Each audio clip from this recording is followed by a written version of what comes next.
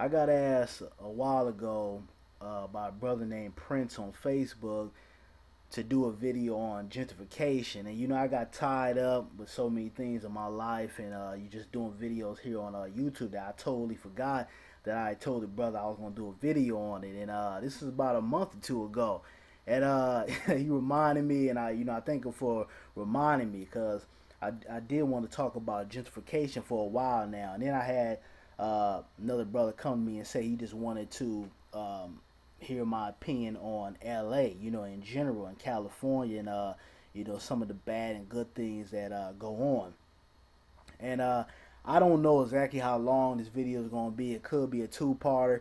So for you cats that got ADHD and you have a hard time paying attention or containing a certain level of knowledge, then hey, you might want to click off and come back. But California and especially LA is a very interesting place. It's very segregated, like I've said in previous my videos, and you have a lot of intricate things that go on. And all across the world right now, we got gentrification going on, whether it's on the East Coast, on the West Coast, down south, in different countries. Gentrification is in full effect. And a lot of times on TV, and for you guys that don't live in LA or California, this is what you see. You see the Hollywood sign, Rodeo Drive, Beverly Hills, stars and all that bullshit. But there's other things that go on in LA that's not always talked about. That's not always put out to the media because they don't want to talk about it or they want to keep people in the fog. But LA, California in general, it's not just this. There's more to it than just Hollywood and shining stars and all that. And it really a lot of the areas that are predominantly black now, like Compton, Long Beach, Watts, those type of areas. In the 50s, these were white communities. Most of the blacks were migrated to South Central LA. That was our little community right there. And places like Watts and all these places were predominantly white. And what happened is that with the fluctuation of racism and you had segregation going on, you had a lot of people in areas like Linwood and areas like Bell Gardens that are predominantly Hispanic now.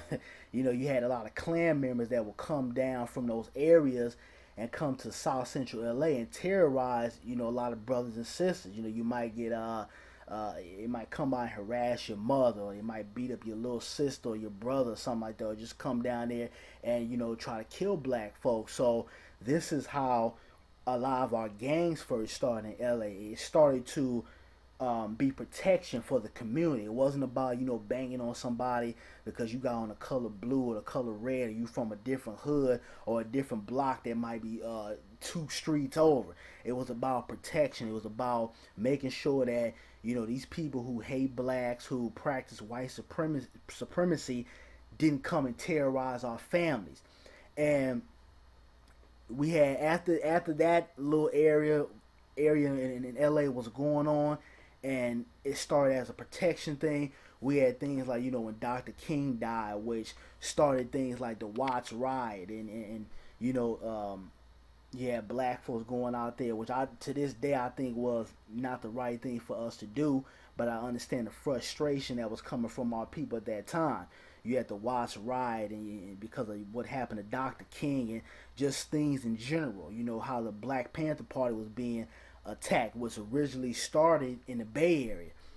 Black Panther Party was getting attacked. Dr. King had been assassinated, so you had black folks that were frustrated. And a lot of people don't realize, but they made a point to take out Malcolm X first, because a lot of people don't know that. Okay, you had at that time you had people who were siding with Malcolm X, which was about I'm gonna defend myself by any means. It means if I gotta take your ass out, that's what I'm gonna do. And then you had the non-violent approach that Dr. King was pushing, but they figured, hey, if we take out Dr. King first, all those those brothers and sisters that were talking about turning the other cheek, those church-going people, those non-violent people, they would have turned and joined Malcolm X. You know, it would have been on some revolutionary. I'm shooting any white person that disrespects me or threatens my family or puts their hands on me. So it was a tactic to the reason why they took out Malcolm X first. They feel, okay, we kill him first. You know, a lot of people joined, you know, Martin Luther King, and I'm not saying that Martin Luther King's methods were they weren't progressive to our people, but it was more of a non-threatening approach. So they figure, okay, we take out Malcolm X first, maybe some of those people would join Dr. King. But when he got assassinated, it caused things like this, you know, the Watts riots and you know what I mean, just terror all through the city. And then you had a lot of jobs that were being outsourced, and you know, naturally, when these communities like Watts, Compton, Long Beach that were predominantly white started being migrated by blacks that were coming from the South, and even blacks that might have been living in South Central, you know, they were all migrating to these areas that were predominantly white. We all know what happens then when black folks move in, white people move out. So they were moving out to the valley and, you know, out in the hills and, you know, Thousand Oaks, Woodland Hills, Chatsworth, Burbank, those type of areas. And even way out further than that. So these communities, with the fluctuation of outsourced jobs and things not being properly taken care of within the community, what happened is that a lot of these communities started to depend on the government, which is when welfare came in. A lot of people, you know, just they couldn't make it. They didn't have a job. You might have had a mother that was taking care of her kids by herself, or maybe it was a two-parent household, but a lot of the fathers had to leave in, you know, regards to feeding their children, because if anybody knows anything about the welfare system, you can't have a man in the house. You know, if a man's there, they're not going to support you. And I'm not going to say support you, but they're not going to fund you with government assistance, because they feel like if it's a man there, he ought to make a way, even though when you go outside and try to make a way, there was less opportunity or no opportunities at all.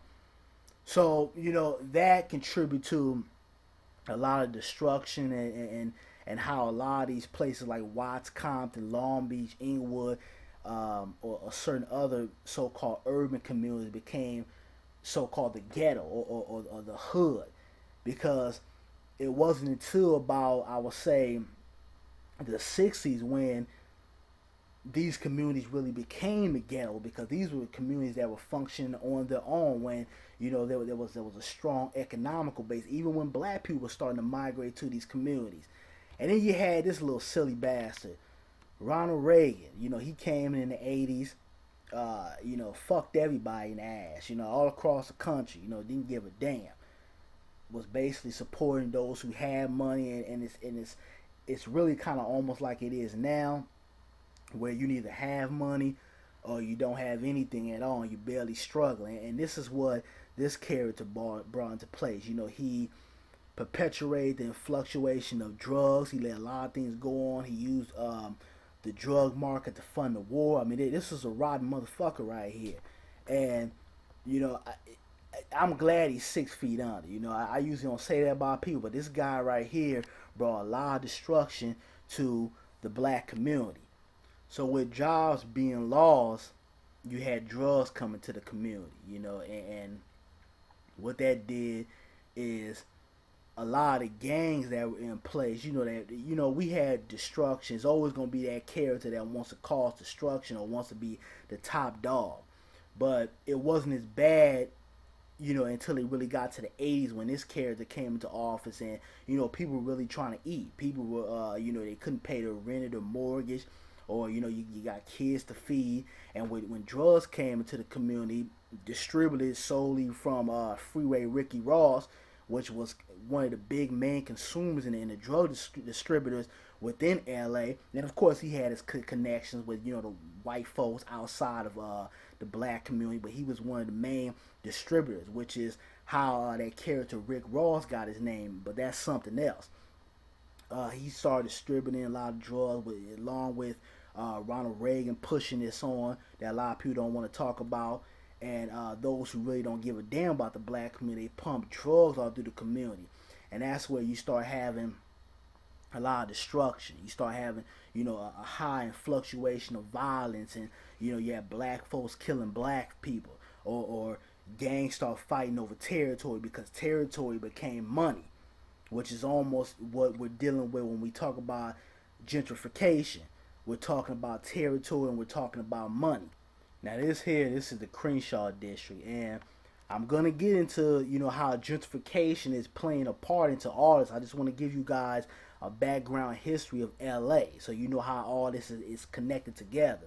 This is the Crenshaw district. Now, this was, and to this day, is still one of the most, I would say, one of the areas that black folks live in that had the most economic prosperity. And but back in the 60s and 70s, I mean, this was a spot. Crenshaw, there was a lot of black businesses, and you had a lot of people opening up food spots, or different art galleries or whatever. And to this day, like I said, you got a lot of brothers and sisters within the Crenshaw district that are still moving forward as far as economics, but it's really dying because of the lack of resources within the community, and also the fact that they're trying to gentrify a lot of these black communities that are building economical wealth.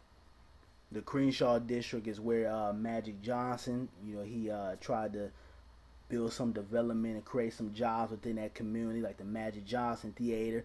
And like I said before, when Donald Sterling said that Magic Johnson hasn't, done anything for his people, I can't say that about that brother, because he did try. Now, the Magic Johnson Theater is no longer on Crenshaw. I believe the Regal Theater bought him out in the same location that he was in, but he did try. And like I said in a previous video of mine, I remember going into the Magic Johnson Theater in the 90s, and you see brothers and sisters in there working, whether they were, in high school or in their 20s, or maybe somebody, in their 30s or 40s needed a side gig or whatever, need to make a little extra money. He was employing people. And, I would never take that away from that brother and say that he never tried to do anything for the black community, because he built a lot of businesses, and he brought businesses that weren't necessary within our community to our community, like the Starbucks. Now, I mean, y'all that live in LA, you can remember, go back 2000, 2001. There wasn't no damn Starbucks in the black community. You had to go to Torrance, or you had to go to Beverly Hills or West LA, over there where UCLA is, in order to get yourself some goddamn Starbucks coffee. That was not in the quote-unquote hood.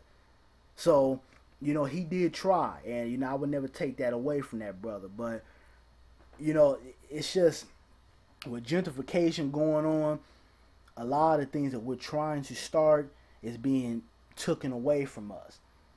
And this is why, they go after people like, me and a lot of other brothers and sisters on here, when we come out here and we try to speak to our people. Because if you're on here and you're clowning and buffooning, I'm not saying there's something wrong with doing comedy, but when we have black YouTubers that come on here and actually speak and try to, wake up our people and try to bring a little knowledge to them, they don't like that. And especially somebody like me, young cat. I'm only 26 years old.